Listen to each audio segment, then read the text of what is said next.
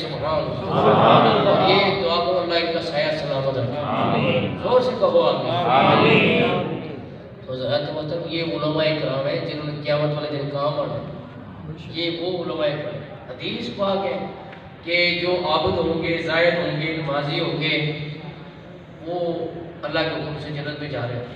علماء کو روک لیا جائے گا، وہ بڑے حیران ہوں گے، کہیں گے یا اللہ، لوگوں نے نمازیں پڑھی ہمارے بتانے سے، روزے رکھے ہمارے رکھنے سے بتانے سے، حج کیا ہمارے بتانے سے، زکوٰۃ دی ہمارے بتانے سے، وہ جنت میں چلے گئے، ہمیں کیوں روک دیے؟ تو اللہ پاک فرماتے ہیں تم میرے بڑے پیارے ہو، تمہیں کسی ناراضگی کی وجہ سے نہیں روکا، بلکہ تمہیں اس لیے روکا ہے کہ میدان محشر میں دیکھو جو تمہارا تعلق والا ہے اس کا ہاتھ پکڑ کے جنت میں۔ سبحان اللہ۔ تو اس لیے علماء کی بڑی قدر کیا کریں، بڑا احترام کیا کریں، انہوں نے قیامت والے دن کام آنا ہے جی۔ اور آج دیکھو عالم کفر کا سب سے زیادہ حملہ علماء پر ہے، پتہ ہے کیوں؟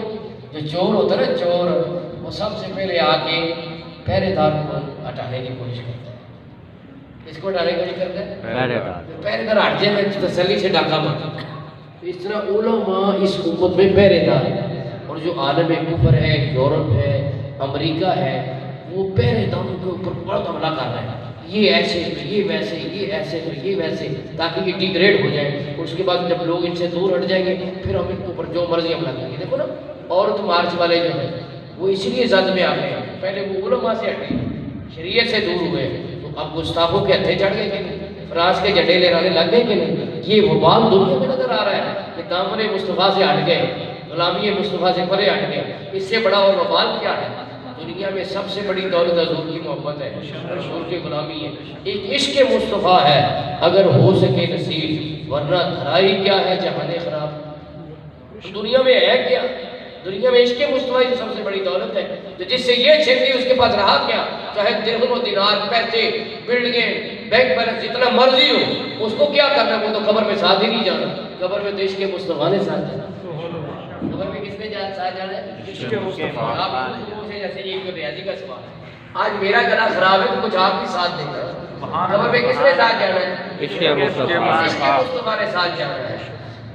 ساتھی یہیں رہ جائیں گے، جنہوں نے ساتھ چیزیں بدلنے کے وعدے کیے تھے وہ بھی یہیں رہ جائیں گے، دولت جو بڑی محنت سے کمائی تھی وہ تجوری میں پڑی رہ جائیں گی، لباس بڑے بڑے اعلیٰ تھے وہ سارے الماری میں ٹنگے رہ جائیں گے، اور کفن پہنا دیا جائے گا، چاہے وہ امیر ہے، چاہے کوئی وزیر ہے، چاہے کوئی گدا ہے، چاہے کوئی شہنشاہ ہے، سب کو کفن بنا کے تو قبر کے اندر رکھ دیا جائے گا، اور وہاں پہ کسی نے نہیں آنا، سب مٹی ڈال کے آخری سوراخ بھی بند کر دیں گے کہ یہاں کی سوراخ ہے تو مطلب اس کو بھی بند کرو، یہاں سے اندر مٹی نہ چلی جائے، تو وہ بھی بند کریں گے۔ اور کس نے تشریف لانا ہے قبر میں؟ مدینے والے، جن کی آج محفل میں آپ بیٹھے ہوئے ہیں، جن کا ذکر کار اور سن رہے ہیں، شکر کرے خدا کا کہ اللہ نے اپنے حبیب کے ذکر کی توفیق دی۔ کوئی غیبت نہیں کر رہے، کوئی چغلی نہیں کر رہے، کوئی جھوٹ نہیں بول رہے، کوئی فضول بات نہیں کر رہے، کوئی گندی بات نہیں کر رہے، اللہ اور اس کے حبیب کا ذکر کار اور سن رہے ہیں، اس پہ اللہ کا شکر ہے کہ اللہ نے ہمیں یہ توفیق بخشی ہے جی۔ تو میں عرض کر رہا تھا، معراج کا واقعہ بیان ہو رہا تھا، حضور اکرم صلی اللہ علیہ وسلم واپس لوٹے تو زنجیر بھی ہلتی رہی، بستر بھی رہا گرم، ایک دم میں سر عرش گئے آئے محمد صلی اللہ علیہ وآلہ وسلم۔ اب حکم ہوا کہ اس کو بیان کرو، حکم ہو گیا اللہ کی طرف سے کہ اس کو بیان کر رہے ہیں۔ حضور نے عرض کی یا اللہ لوگ تو اس کو مانیں گے نہیں، کیونکہ یہ ایسا محیر العقول واقعہ ہے کہ لوگ تو اس کی مطلب ہے اس پر تنقید کریں گے اور اس کے انکار کریں گے، مخالفت کریں گے، تو میں کیوں بیان کروں؟ تو حضرت جبریل علیہ السلام نے عرض کی کہ کوئی اور مانے نہ مانے ابو بکر ضرور مانے، سبحان اللہ، کوئی اور مانے نہ مانے ابو بکر ضرور اس کی تصدیق کریں گے۔ حضور اکرم صلی اللہ علیہ وسلم نے بیان کیا کفار کے سامنے، کفار کے سامنے میں وہ اپنی عادت کے مطابق بڑی مخالفت کرنے لو جی دیکھو یہ کیا ہے، وہ تو ایک مہینے کا سفر مسجد اقصیٰ تک بیان کیا حضور نے، آگے کا بیان ہے نہیں کیا میں راتوں رات مسجد اقصیٰ سے ہو کر واپس آیا، وہ سارے مذاق کرنے لگ گئے، مسخریاں کرنے لگ گئے، دیکھو جی یہ کوئی بات ہے، مہینہ تو وہاں جانے میں لگتا ہے، یہ کہتے ایک رات میں ہوئے، یہ کیسے ہو سکتا ہے؟ بڑی باتیں بنائیں۔ ابو جہل دوڑا دوڑا حضرت ابو بکر صدیق کے پاس گیا، ابو بکر کیا کوئی راتوں رات ہو کے آ سکتے ہیں؟ مسجد اقصیٰ سے بیت المقدس سے ہو کے آ سکتے ہیں؟ آپ نے فرمایا کہ مجھے بات بتا جو تو کہنا چاہتا ہے، وہ بعد میں بتاؤں گا کہ جا سکتا ہے کہ نہیں جا سکتا، تو پوری بات کہا۔ اس نے کہا تمہارے دوست محمد نے کہا ہے کہ میں راتوں رات مسجد اقصیٰ سے ہو کر پھر واپس بھی آ گیا۔ تو حضرت ابوبکر صدیق نے پتہ کیا کہا؟ آپ نے فرمایا مسجد اقصیٰ تو یہ ہے نا، اگر حضور یہ فرمائے میں آسمانوں سے ہو کر آ گیا تو میں اس کی بھی تصدیق کروں۔ سبحان اللہ۔ یہی بہانا جس وجہ سے صدیق اکبر کے لئے آج کتنے بدبخت لوگ ہیں جو حضرت ابوبکر صدیق اکبر رضی اللہ تعالیٰ عنہ کی عظمت کا انکار کرتے ہیں، ان کی افضلیت کا انکار کرتے ہیں۔ یاد رکھو انبیاء اور رسول کے بعد سب سے افضل کون ہے؟ صدیق اکبر۔ سارے صدیق اکبر۔ سب سے پہلا کس کا نمبر؟ صدیق اکبر ابو بکر۔ گونج لیے گونج بدل، سب سے پہلا کس کا نمبر؟ یہ عقیدہ یاد کرا رہا ہوں۔ انبیاء اور رسول کے بعد سب سے افضل کون ہے؟ مصطفیٰ کا ہم سفر گلی گلی نگر نگر مصطفیٰ کا ہم سفر ابو بکر ابو بکر۔ لٹایا جس نے اپنا گھر ابو بکر ابو بکر۔ سب سے پہلا جس کا نمبر ابو بکر ابو بکر۔ سب سے پہلا جس کا نمبر ابو بکر۔ اور جو اس کو انکار کرے گا نا، حضرت علی شیر خدا بھی اسے سخت ناراض ہے۔ فرماتے ہیں جو مجھے ابو بکر و عمر سے افضل کہے گا نا تو میں اسے پتہ کتنے گھوڑے ماروں؟ 80 گھوڑے۔ تو جو یہ ہے نا علی دے ملانگا تے نماز وزدانگا، ان لوگوں کو حضرت علی شیر خدا نے بڑے درے مارے، پتہ نہیں تھا کہ میرے کیا کہا ہے، میرا فرمان نہیں تجھے پہنچا۔ حضرت علی شیر خدا اتنے سخت ناراض ہوئے پڑے ان لوگوں سے جو ان کے محبت کے جھوٹے دعوے کر کے امت کو اختراف اور انتشار کی طرف دھکیل کے صحابہ کرام پر اعتراض کرتے ہیں، ابو بکر صدیق پر اعتراض کرتے ہیں، جی باغ میں سے حصہ نہیں دیا گیا۔ استغفر اللہ، تو زیادہ جانتے ہیں یا بہت زیادہ جانتے ہیں؟ تو یہ بدبخت لوگ ہیں، اللہ تعالیٰ ان کے سائے سے بھی ہمیں محفوظ ہے۔ آمین۔ ابو بکر صدیق نے اقرار کیا۔ اس کے بعد انہوں نے کہا جی ہم نہیں مانتے، کفار کہنے کہ ہم نہیں مانتے، ہمارا ایک قافلہ گیا ہوا تھا، وہ کب پہنچے گا؟ آپ نے فرمایا کہ فلاں دن پہنچ جائے گا سورج غروب ہونے سے پہلے تک۔ اب یہ بات رکھی گئی تو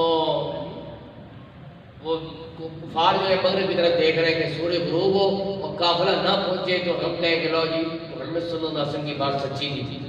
تو ادھر سے ایک بندے نے کہا جی سورج ڈوب گیا ہے، تو ادھر سے قافلہ آنا تھا کہ یہ قافلہ بھی آ گیا۔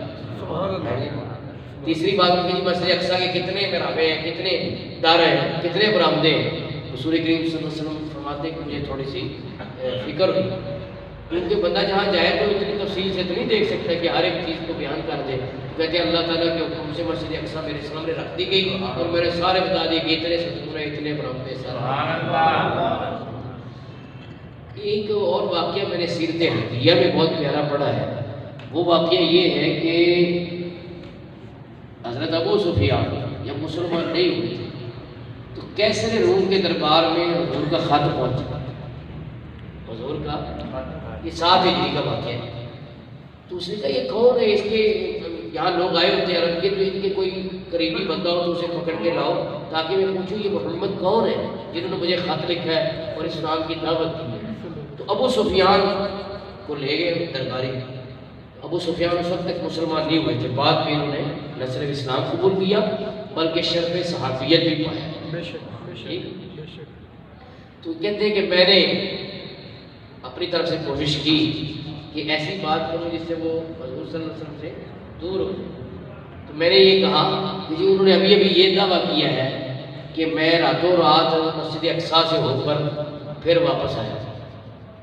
تو کہتے یہ بات ہو رہی تھی تو ان کے جو مسجد اقصیٰ کا بڑا پادری تھا وہ کھڑا ہو گیا۔ میری بھائی السلام، میں بھی ایک بات بتانا چاہتا ہوں۔ وہ بات یہ ہے کہ ایک رات ہم مسجد کے دروازے بند کر رہے تھے، تو جو مین گیٹ ہے مسجد کا وہ بند نہیں ہوتا تھا۔ ہم نے بڑا زور لگایا، سارے بندے اکٹھے ہو گئے، اس کو بند کرتے ہیں، بند نہیں ہوتا۔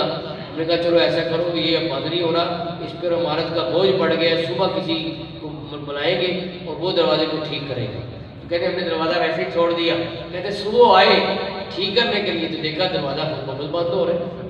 کہتے ہیں مجھے پرانی کتابوں کی بات یاد آئی کہ پرانی کتابوں میں لکھا ہے کہ اللہ کا ایک نبی وہ آئے گا اور مسجد اقصیٰ میں نماز پڑھے گا اور اس کے بعد یہاں سے آسمانوں کا اس کا سفر شروع ہوگا۔ تو اس بات کی تصدیق اس بندے کے عرب کے بندے سے بھی ہو گئی ہے کہ ان کے نبی علیہ السلام نے یہ دعویٰ کیا کہ مسجد اقصیٰ میں نے آ کے نماز پڑھی، تو وہ رات ہمارے علم میں۔ یہ سیرت حنفیہ کے اندر ابو سفیان کہتے ہیں میں حیران ہو گیا کہ عیسائی جو ہے وہ بھی بیان کر رہے ہیں کہ حضور اکرم صلی اللہ علیہ وسلم کے یہ معجزہ ممکن ہے. ایک پل میں ہزاروں عالم میں آنا جانا میرے حضور کا ہے.